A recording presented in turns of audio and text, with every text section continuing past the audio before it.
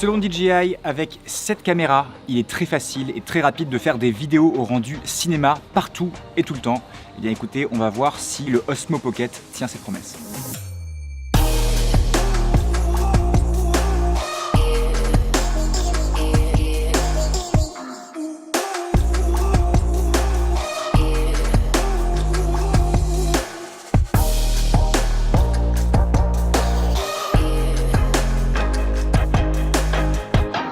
Les quelques images que vous avez vues ont été tournées avec cette caméra, le DJI Osmo Pocket. C'est donc la nouvelle caméra du DJI, ultra compacte et stabilisée, que j'ai eu la chance de tester en avant-première puisqu'elle sort le 15 décembre. Grâce au magasin Studio Sport, j'ai pu la tester avant tout le monde, donc merci beaucoup Studio Sport. Juste avant de commencer, j'aimerais vous dire deux choses. Ça va être un test orienté vidéo puisque ma chaîne YouTube traite uniquement de vidéos et pas de photos. Deuxième chose, c'est un test terrain. Moi, mon truc, c'est de prendre les caméras sur le terrain et de les tester, vous donner mon ressenti, les points négatifs, les points positifs, mais de pas faire forcément un test scientifique en rentrant un maximum dans les détails.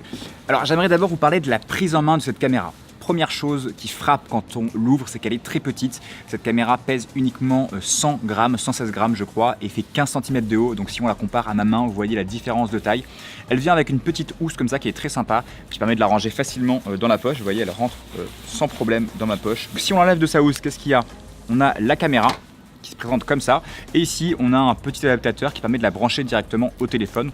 On peut l'enlever, on peut le mettre, ce qui permet d'utiliser le Osmo de manière différente. On a une impression de solidité quand on le tient dans la main. Il y a un grip juste ici, il y a deux boutons, c'est très solide. Ici on a un port USB-C, donc ça c'est top, ça permet de charger facilement le Osmo avec n'importe quel chargeur, par exemple un chargeur d'ordinateur ou un chargeur de téléphone. C'est un petit peu long à charger par contre, 1h30 pour charger le Osmo Pocket complètement, et il faut compter environ 2 heures d'utilisation. On a la petite nacelle qui est stabilisée au-dessus. Moi j'avais peur d'une chose, c'était qu'on soit dans un appareil assez fragile, puisqu'une nacelle stabilisée peut rendre une caméra fragile, mais ici je trouve qu'on a une bonne impression de solidité. Dans l'ensemble c'est très positif, très compact. On passe à la suite. Je vous propose de parler maintenant de la facilité d'utilisation du DJI Osmo Pocket. Première chose, il s'allume vite. Si j'appuie sur le bouton, en quelques secondes il est prêt à filmer. Voilà, ça y est, donc je crois qu'on a mis environ 5 secondes et ça y est, le Osmo est prêt. Il y a un petit écran ici, on voit tout ce qui se passe. Alors on peut l'utiliser de deux manières différentes, soit on l'utilise seul, soit avec le téléphone. Dans ce cas-là, on le branche comme ça. Et ici, on a donc l'application qui se lance et on peut directement manier le Osmo. Alors ce qui est sympa avec le téléphone, c'est qu'on peut faire des plans au ras du sol et bouger la caméra vers le haut. Donc je peux faire un plan et voir ce que je filme et avoir la caméra dans cette direction.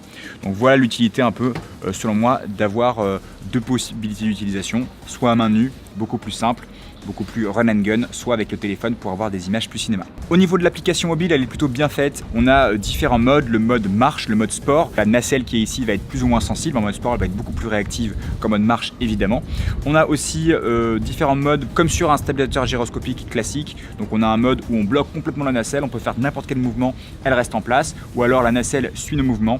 On a aussi le mode FPV, quand on tourne la caméra à droite ou à gauche, la caméra suit le mouvement, comme dans un avion. Donc ça c'est assez rigolo, ça permet de faire des plans assez psychédéliques un peu à la David Lynch. J'ai testé avec Marine, dites-moi si vous aimez. Hyper intéressant, cette caméra pourrait bien être une révolution pour les vlogueurs.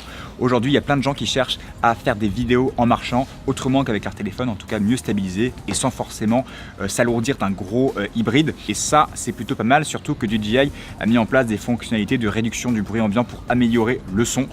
D'ailleurs voici un petit test du mode vlog avec le DJI et dites-moi ce que vous pensez de l'image et du son.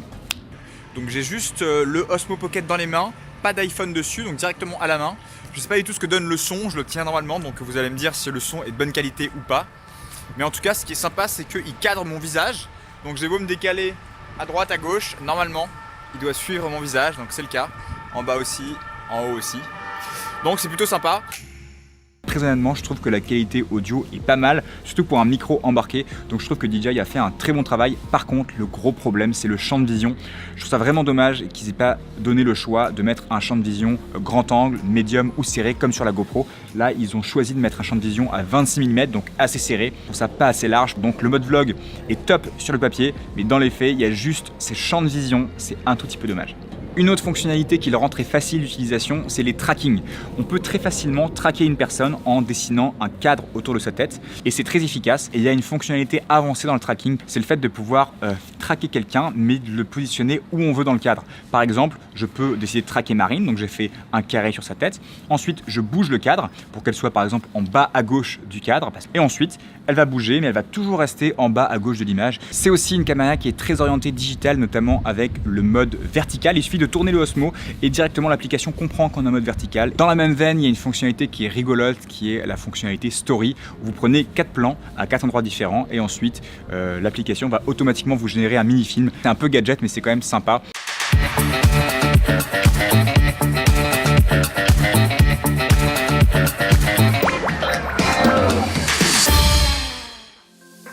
Alors évidemment, on a plein d'autres fonctionnalités, mais je vais pas forcément m'attarder sur chacune d'entre elles dans cette vidéo. On a d'abord le timelapse et le motion-lapse qui sont très bien faits, avec un mode normal et aussi un mode pro qui permettent d'avoir du flou de mouvement.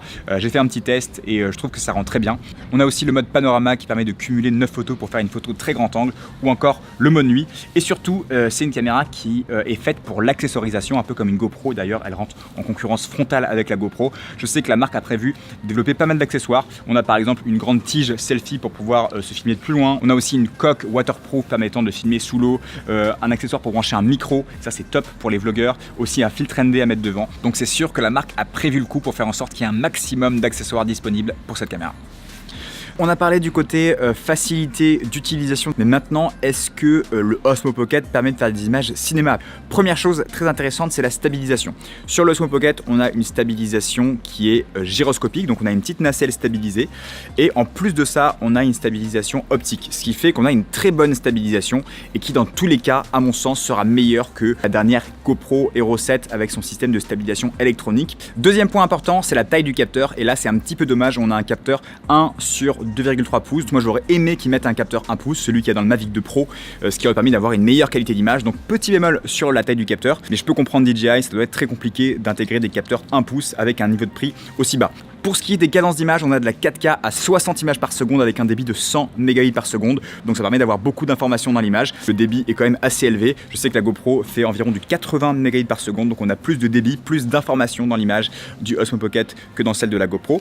On peut aussi filmer en Full HD à 60. Donc vous pourrez faire également du ralenti en Full HD. Mais le vrai point positif de cette caméra, c'est la 4K pour avoir une image très détaillée. Alors je trouve que l'image est bonne dans l'ensemble.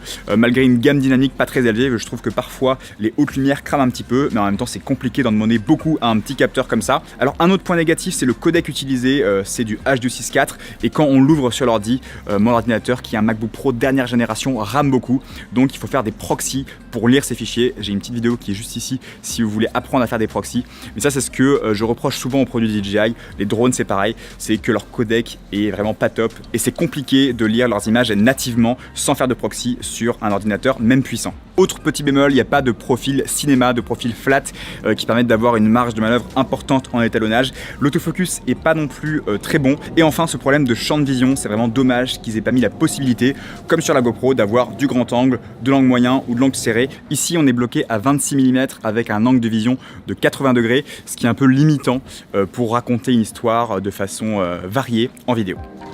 Alors, est-ce que ce DJI Osmo Pocket tient ses promesses? Sur la partie utilisation, facilité, rapidité, je dis oui, il est très facile à transporter, il y a plein de fonctionnalités qui sont facile à prendre en main, donc le côté utilisation, un grand oui.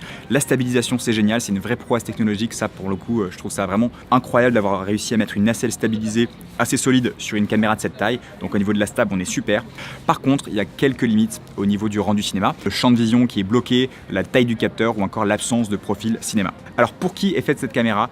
Je dirais pour toutes les personnes qui veulent capturer des moments en vacances ou avec leurs amis facilement, sans se prendre la tête, avec une qualité d'image qui est quand même meilleure que celle du téléphone portable. Pour les vlogueurs en herbe aussi, les gens qui veulent se filmer eux-mêmes et commencer à faire de la création de contenu sur YouTube par exemple, je trouve que le son est quand même très bien et puis il va y avoir un accessoire en plus qui va s'ajouter, qui va permettre d'améliorer encore le son. Et aussi pour les sportifs, évidemment cette caméra concurrence frontalement la GoPro avec tous les accessoires qui vont venir l'enrichir. Donc voilà un peu ce que je pense globalement du DJI Osmo Pocket. J'espère que cette vidéo vous a plu. Si c'est le cas, vous pouvez mettre un petit like évidemment. N'hésitez pas à vous abonner si ce n'est pas encore fait. Je vais tester plus en profondeur ce produit pour vous dire au bout de quelques semaines d'utilisation ce que j'en pense vraiment. En attendant, j'ai une seule chose à vous dire, sortez et faites des vidéos. Salut!